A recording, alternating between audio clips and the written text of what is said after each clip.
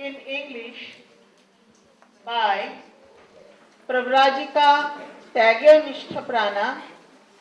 She is coming from Guntur, Andhra Pradesh.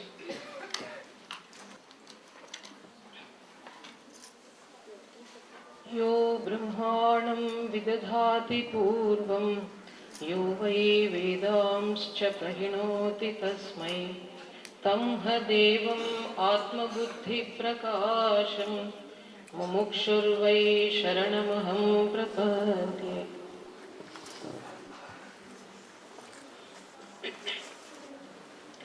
My most humble pranams at the feet of respected Jnanaprana Mataji and all the respected Matajis who are present here. And I bow down before this great gathering, a conglomeration of a diverse and rich culture of our beloved country. I bow down before this mini India. Today we are on the third day of this national convention. Today's subject is "We are the sparks of divine fire." Mataji has given the gist of this topic, but I'll try to put in my own way as I understood. And I feel actually a student, an LKG student, to understand these ideas. But I admire these ideas of Swamiji and of the Upanishads. And Swamiji told you have to put these ideas as a child can understand. And Swamiji says here, so when he said we are the sparks of divine fire, he's telling about the immense power that is hidden in all of us. To bring it out, what we have to do, just we have to believe. Believe that you are powerful, that you will become great. That's what Swamiji says. But we don't want to believe that. Whenever we are in problems, we feel miserable, we feel depressed, and we feel helpless. There is a small anecdote. There was a man who was fed up with the problems in life. And he had faith in a Babaji who was very devoted to him. So he went to the Babaji and told Babaji, "I'm totally fed up. Please save me out," he asked. Then Babaji told, "No, my child, you are powerful. You can face your own problems. Try," he told. "No, Babaji, I'm totally exhausted. You have to help me." Okay. Then Babaji went inside and brought a leaf, a bilwa leaf, and uttered some mantras and touched it with his forehead and gave it to the man. And while giving, he told, "See, whenever you are in a problem, just eat this leaf. Your problem will be solved. But mind you, this is all I can do for you.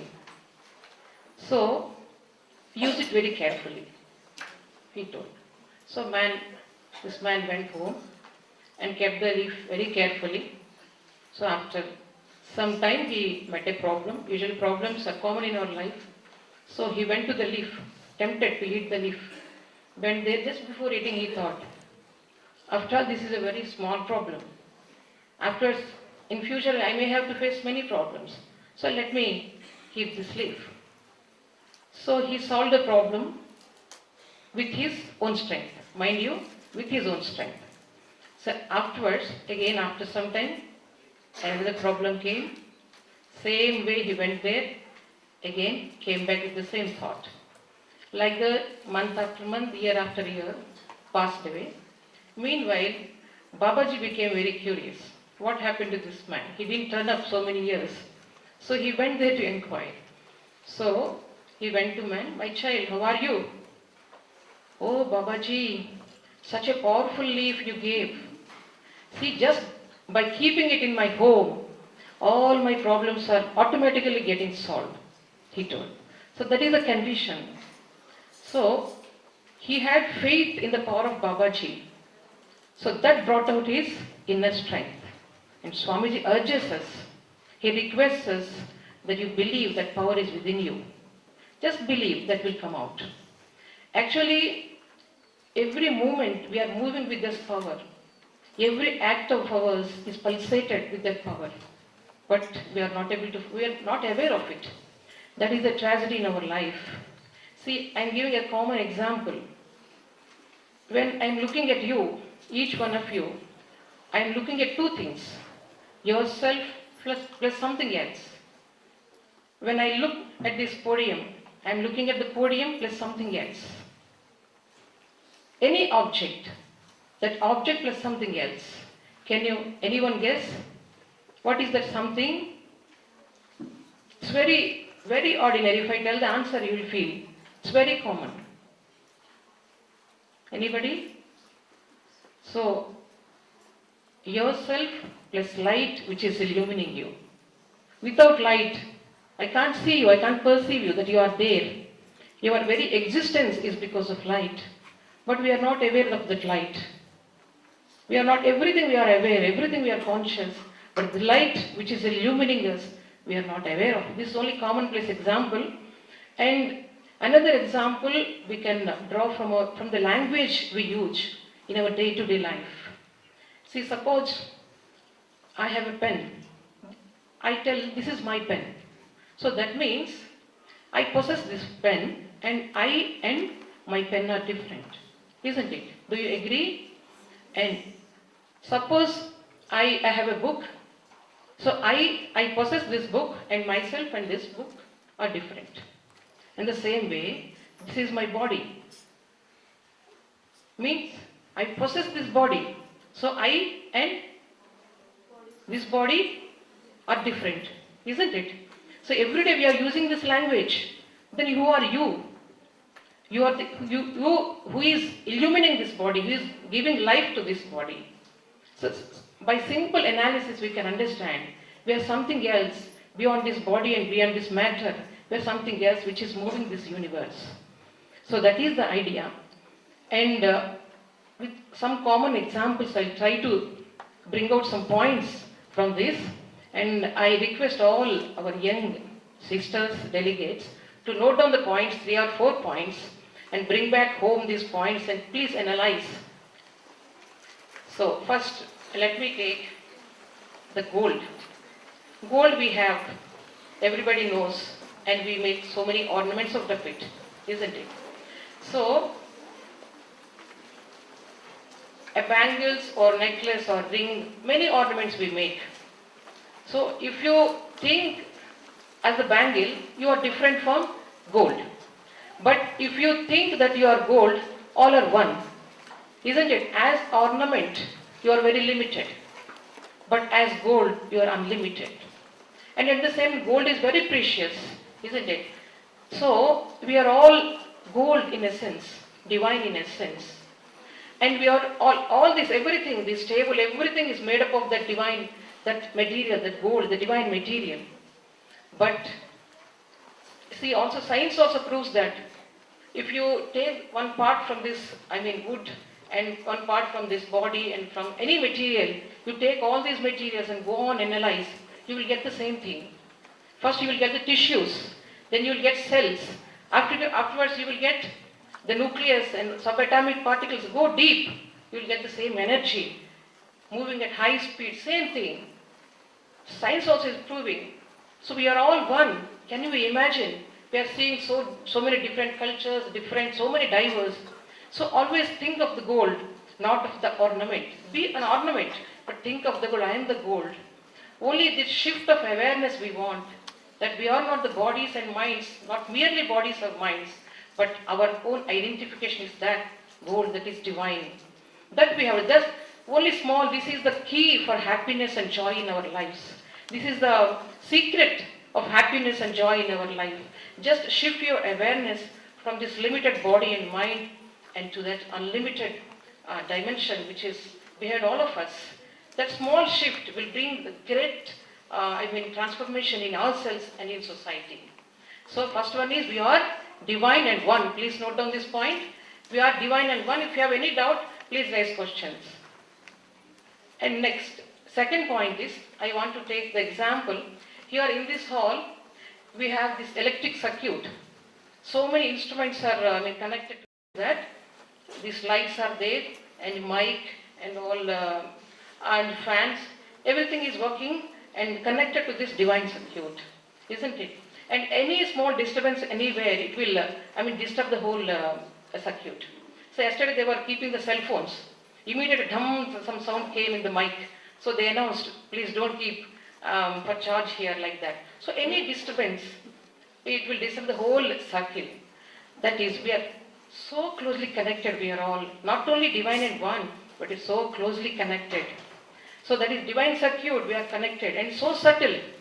It's subtler than our mind waves, subtler than your mobile waves, which is carrying your mobile messages and everything. Very subtle, but very true. We are all so connected.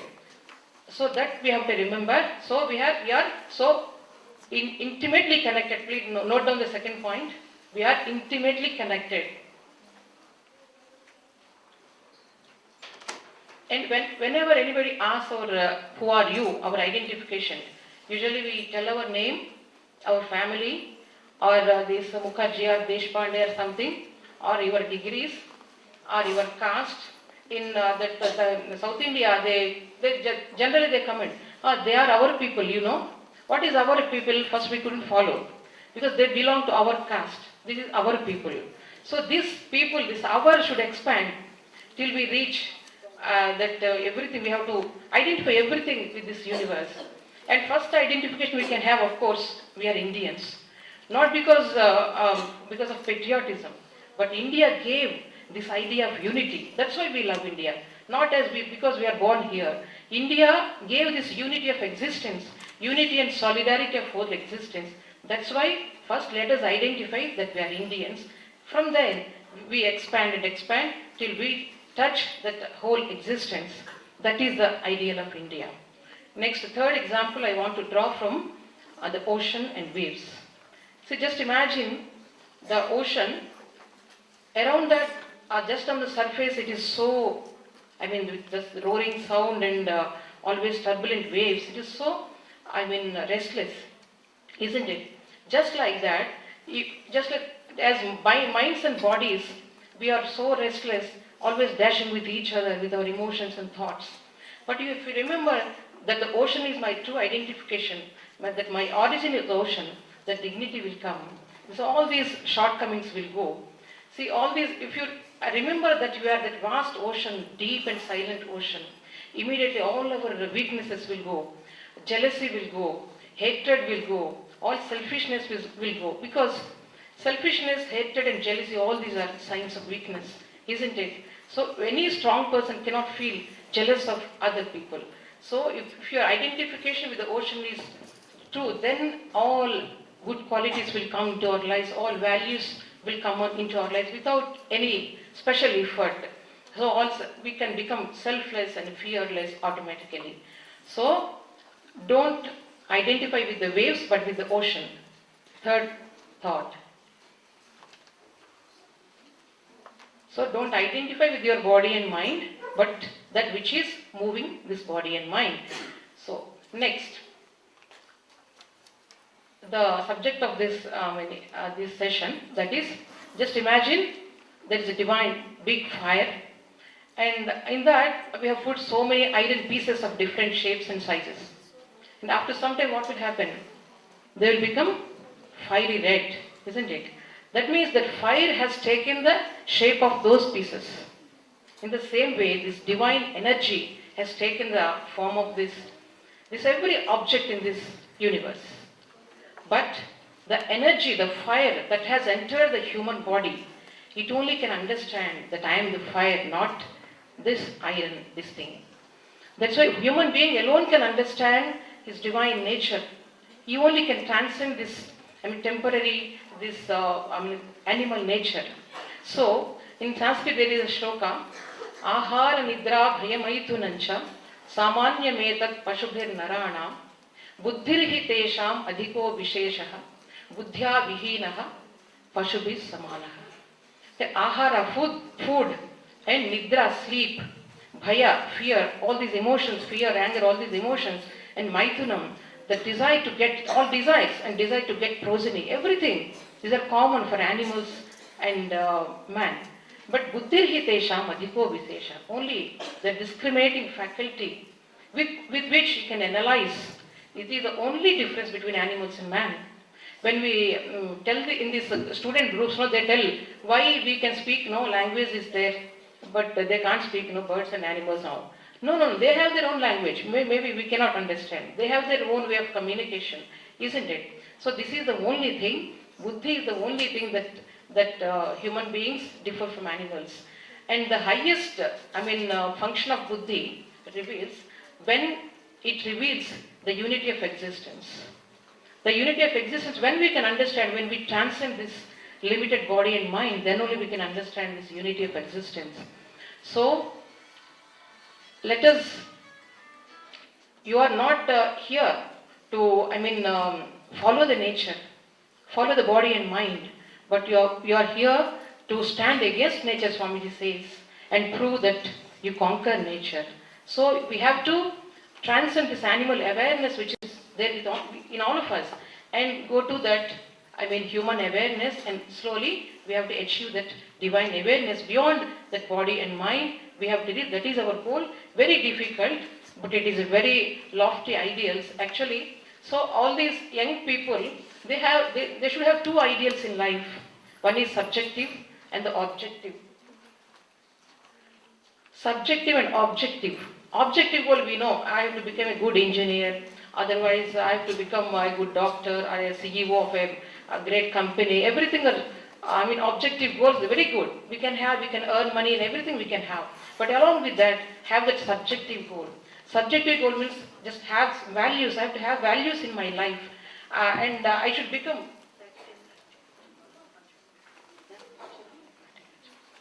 So, I have to become, everything is okay, but that subjective goal, I have to become good, I have to become pure, I have to inculcate values as a human being, and I have to develop civic sense. And yesterday one sister from Delhi, she was telling, so Indians are so lacking of this civic sense, everywhere plastics.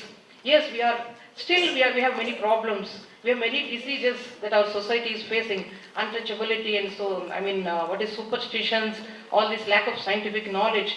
Our disease is so deep, that is true. But actually, these Upanishadic ideas are like antibiotics. For any disease, if we get fever, what we do? That one paracetamol if we take, and next day that fever may come, if that it is infected with serious some disease. Then what we have to take? We have to search for antibiotics, isn't it? These Upanishadic ideas are like antibiotics. So it's very difficult to find out the disease, and so take those ideas. Swamiji says, go back to Upanishads. It will solve your individual problems and social problems and national problems. We are facing many problems in our society now, but it is only passing phase. We have hope, as Swamiji told. We have great potential as Indians, and we develop because we believe in something beyond, not in this ordinary existence. That's why we have to go back to our Upanishadic culture. Study. Let us study. Don't study anything. Go back to one idea. You go and analyze. Such wonderful ideas are there. And Swamiji spoke nothing but the Upanishads. He told many times. So take one idea and think over it. Think over it and try to make it practice in your life. Then you will be transformed. Our society will be transformed, and India will be transformed. Thank you very much.